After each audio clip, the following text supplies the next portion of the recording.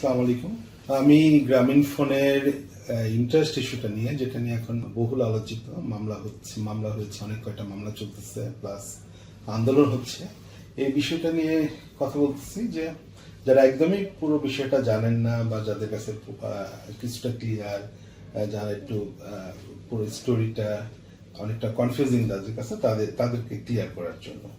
Basically ঘটনা শুরু হয় 2010 সালে, যখন কিনা সরকার একটা অর্ডার দেয় যে মোবাইল টেলিকম কোম্পানিগুলো যেন তাদের প্রফিটের 5% টাকা এমপ্লয়ীদের সাথে শেয়ার করে।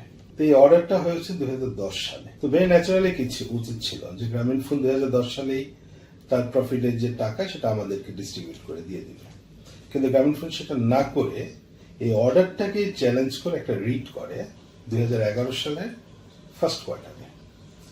তো রিট করার পরে যেটা সবকটা রিটেরই যেটা প্রাথমিক ফলাফল হয় সেটা হচ্ছে যে রিট করলে হাইকোর্ট একটা স্টে দেয় এবং একটা রুল দেয়। স্টে করার মানে হচ্ছে গ্রামীণ ফোনকে টাকা দিতে হচ্ছে না। এরপরে এই যে সিচুয়েশনটা, স্টে করার যে এই যে সিচুয়েশনাল অ্যাডভান্টেজটা নিয়ে গ্রামীণ ফোন চুপ করে বসে রইল। আমরা যারা এমপ্লয়ি তারা লুজার, তারা টাকা পাচ্ছে না, তারা ডিপ্রাইভড হচ্ছে। 2011 সাল পুরোটা গেল। 2012 সালের মাঝামাঝিতে আপনারা জানেন ফার্স্ট কোয়ার্টারের লাস্টের দিক থেকে যে ইউনিয়ন মুভমেন্ট শুরু হয়, এবং তখনই আবার এমপ্লয়ীদের মধ্যে থেকে এই ডিমান্ডটা আসে। এমপ্লয়ীদের মধ্যে থেকে এই ডিমান্ডটা জানানো হয় ম্যানেজমেন্টকে, যারা 5% টাকা দিয়ে দেয়।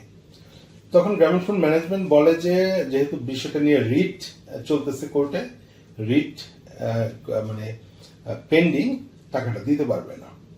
এই এক সিচুয়েশনে 2012 সালের লাস্টের দিকে আমরা এমপ্লয়িরা সেখানে গিয়ে রিটটাতে অ্যাডেড পার্টি হই। কোর্টকে গিয়ে আমরা বলি যে এই রিটটা এরকম ঝুলে আছে এতদিন ধরে, এই রিটটার বেনিফিশিয়ারি আমরা, ম্যাটারটার বেনিফিশিয়ারি আমরা, কিন্তু রিটটা পেন্ডিং থাকার কারণে আমরা ডিপ্রাইভড হচ্ছি। কাজেই মামলাটা যেন মানে হিয়ারিং করানোর ব্যবস্থা করা হয়, সেই জন্য আমাদের অ্যাড করার জন্য।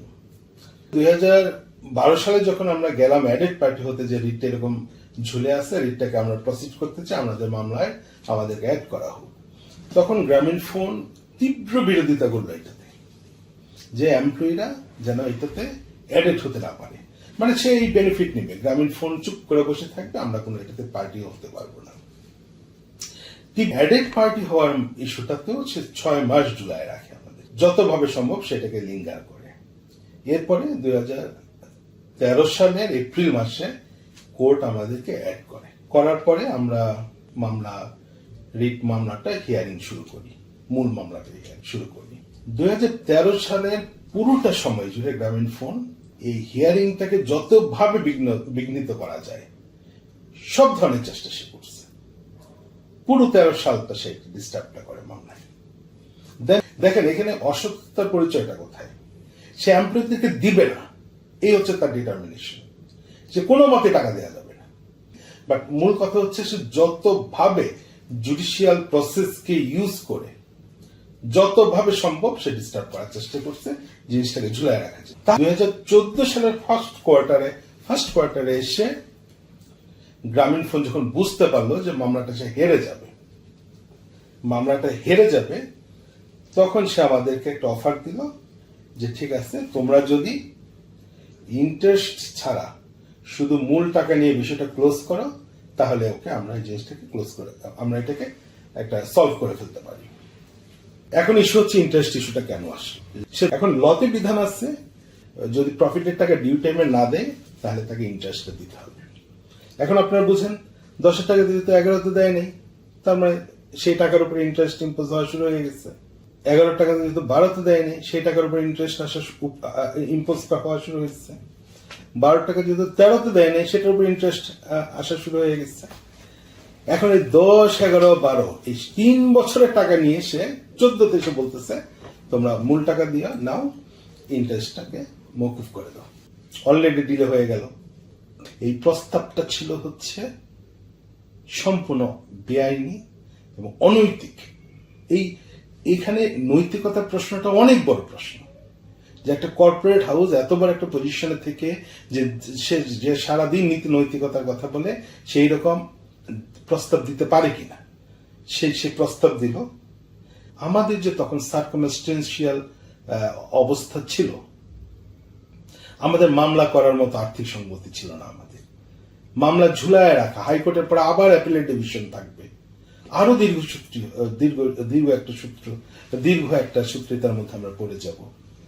এই প্রেক্ষাপটে, এবং সে তো আপার হ্যান্ড, গ্রামীণ ফোন ছিল আপার হ্যান্ড, আমি ছিলাম লোয়ার হ্যান্ড। আমাদের অবস্থা ইকুয়াল ছিল না। তার শক্তি ছিল, তার ক্ষমতা ছিল, তার প্রতিপত্তি ছিল, আমরা অসহায় ছিলাম। ওই অবস্থায় সে আমাদেরকে বাধ্য করলো যে ঠিক আছে, তুমি এই প্রস্তাব মেনে নাও। ফ্রি কনসেন্টের যে সংজ্ঞা, ফ্রি কনসেন্টের সংজ্ঞা হচ্ছে সম্পূর্ণ কোয়ারশন ফ্রি হতে হবে। এটা কোন রকমের আনডিউ ইনফ্লুয়েন্স থাকতে পারবে না। তখন আপনারা জানেন একটা বডি ছিল গ্রামীণ phone people council, internally formed একটা কমিটি, যেখানে আমরা রিপ্রেজেন্টেটিভ ছিলাম, ইলেক্টেড। আমরা জেনারেল এমপ্লয়ীদের সাথে কথা বলি এবং তারপরে গ্রামীণ ফোনকে আমরা একটা লিখিত দেই যে ঠিক আছে, আমরা ইন্টারেস্টারে জিনিসটা ক্লোজ করবো, তুমি মূল টাকাটা দিয়ে দাও। গ্রামীণ ফোন এটা নিয়ে যখন হাইকোর্টে গেল যে এই যে এমপ্লয়ি বডি গ্রামীণ ফোন পিপল কাউন্সিল ইন্টারেস্ট ছাড়া এই মূল টাকাটা নিয়ে ইস্যুটা রিজলভ করে ফেলবে, তো অ্যাকর্ডিংলি একটা অর্ডার দেন, হাইকোর্টকে বলল। তখন হাইকোর্ট বলল যে না, ইন্টারেস্টের পয়েন্ট আমি এখন কোনো অর্ডার দিব না, তুমি মূল টাকা দিতে চাচ্ছ দিয়ে দাও। ইন্টারেস্টের বিষয়ে আমরা যখন মূল রিটটা রিজলভ হবে, তখন আমরা এটার ব্যাপারে ডিসিশন দেব। এই অর্ডারটা নিয়ে এসে, এটা গ্রামীণ ফোনের আরেকটা বড় পরাজয় ছিল, নিয়ে এসে গ্রামীণ ফোন তখন আবার এক নতুন আবদার করে বসলো। কি আবদার? যে এবার ইন্ডিভিজুয়াল আন্ডারটেকিং দিতে হবে, যে টাকা নিব না আমরা। মানে সে তো প্রথমে চাইছিল হাইকোর্ট থেকে জিনিসটাকে এন্ডোর্স করে নিয়ে আসতে, অর্ডারের মধ্যে জিনিসটা নিয়ে আসতে, যে হাইকোর্টে বলে দিবি ইন্টারেস্ট ওয়েভ করে দিলাম,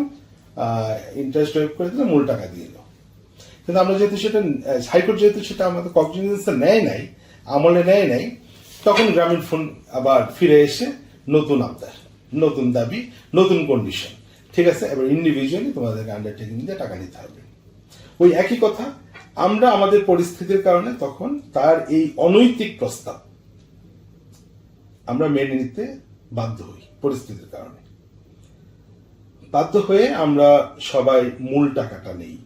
কথা হচ্ছে এই 14 পর্যন্ত যে দিল, এই 14 পর্যন্ত যে 10, 11 এবং 12 ইন্টারেস্ট জমেছিল, সেটা তো সে দেয়নি। ওই টাকাটা না দিয়ে সে আন্ডারটেকিং নিল। আচ্ছা, এরপরে ঘটনা কিন্তু ওখানে এক ধরনের পরিসমাপ্তি ছিল। ঘটনা চক্রে পরবর্তীতে আমাদের মধ্যে আবার ভয়েস রেজ হয় যে আমরা যেহেতু ইন্টারেস্ট ইস্যুটা সে আমাদেরকে বাধ্য করে নিয়েছিল, আমরা ইন্টারেস্টের ইস্যুটাতে আমরা ছাড় দিব না, আমরা ইন্টারেস্ট চাই। এখন প্রশ্ন আসতে পারে, মানে এক ধরনের প্রশ্ন একটা দিক থেকে আসতে পারে যে ইন্টারেস্ট যদি আমরা মওকুফ করে দিয়ে থাকি, আন্ডারটেকিং দিয়ে থাকি, তাহলে এখন আবার ইন্টারেস্ট চাওয়াটা বা আন্দোলন করাটা এটা ঠিক হচ্ছে না। গ্রামীণ ফোন তার সুযোগ নিয়ে, তার অবস্থানের সুযোগ নিয়ে, আপার হ্যান্ডের সুযোগ নিয়ে, আমি লোয়ার হ্যান্ডের মানুষ, আমাকে বাধ্য করছিল তার প্রস্তাবে এবং তার বানানো কাগজে সাইন করে জিনিসটাকে মেনে নিতে। এইটা আপনারা জানেন, আইন অনুযায়ী, চুক্তি আইন অনুযায়ী বলা আছে যে চুক্তি সেটাই ভ্যালিড হবে যেখানে কিনা ফ্রি কনসেন্ট থাকবে, স্বতঃস্ফূর্ত সম্মতি থাকবে। গ্রামীণ ফোন কিভাবে বাধ্য করেছে? সে কি অস্ত্র ঠেকায় বাধ্য করছে? না, সে পরিস্থিতি সৃষ্টি করে আমাকে বাধ্য করছে। আমরা মনে করি, দৃঢ়ভাবে মনে করি, বিশ্বাস করি যে এই যে ঠেকায় সে আমাদেরকে আন্ডারটেকিং নিয়েছিল এবং ডিক্টেট করছে, সেটা অন্যায় এবং এটা কোর্টের রায়, তার এই যে কাগজপত্র এগুলো টিকবে না। 2023 সালে এসে গ্রামীণ ফোন আর নতুন ডাইমেনশন অ্যাড হলো।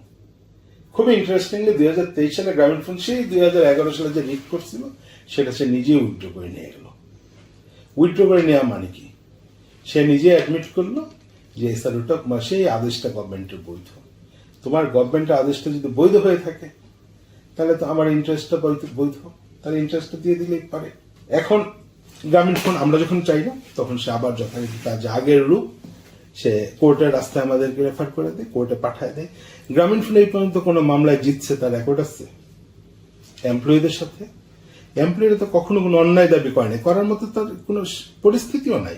কিভাবে এত বড় একটা কোম্পানির সাথে সে অন্যায় কোনো দাবি করবে?